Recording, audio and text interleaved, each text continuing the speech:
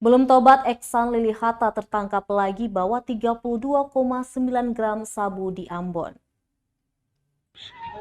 Residif Eksan Lili Hatta diamankan di Tres Narkoba Polda Maluku karena memiliki narkoba sebanyak 32,96 gram.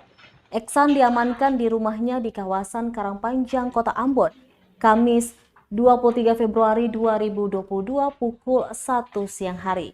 Dalam konferensi pers, Kabid Humas Polda Maluku, Kombes Pol Rum Ohoirat, menyatakan bahwa tersangka diamankan setelah anggota Ditres Narkoba mendapatkan informasi dan mencoba membuntutinya dalam beberapa bulan terakhir. Berdasarkan hasil interogasi penyidik, tersangka mengaku mendapatkan barang haram itu dari saudaranya yang berada di Lembaga Permasyarakatan Cipinang, Jakarta. Usai ditangkap, pelaku langsung diamankan di Ditres Narkoba Polda Maluku untuk diminta keterangan lebih lanjut. Terpisah dari itu, Kanit 1 Subdit 3 Ditres Narkoba Polda Maluku, Ibtu Andi Armin menyatakan tersangka ini merupakan residif karena dulunya pernah ditangkap oleh Polresta Pulau Ambon atas kasus serupa yakni pada tahun 2009 silam. Atas perbuatannya saat ini tersangka dijerat pasal 114, subsidiar pasal 112 ayat 2 Undang-Undang Nomor 35 Tahun 2009 tentang narkotika.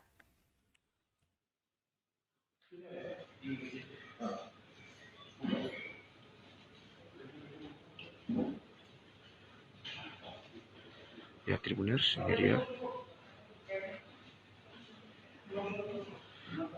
BB-nya sangat besar sekali, Tribuners.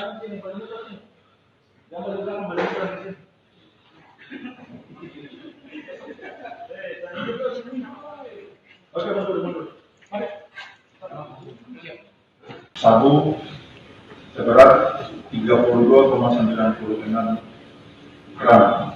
Ya, jadi saya ulangi 32,96 gram.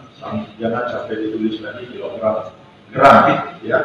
Karena memang selama ini di Maluku itu peredaran narkoba di Maluku pusat ininya bukan di sini, tapi mulai dari Jakarta kemudian di Makassar. Di sini hanya menyalur berupa ini yang jumlahnya tidak terlalu.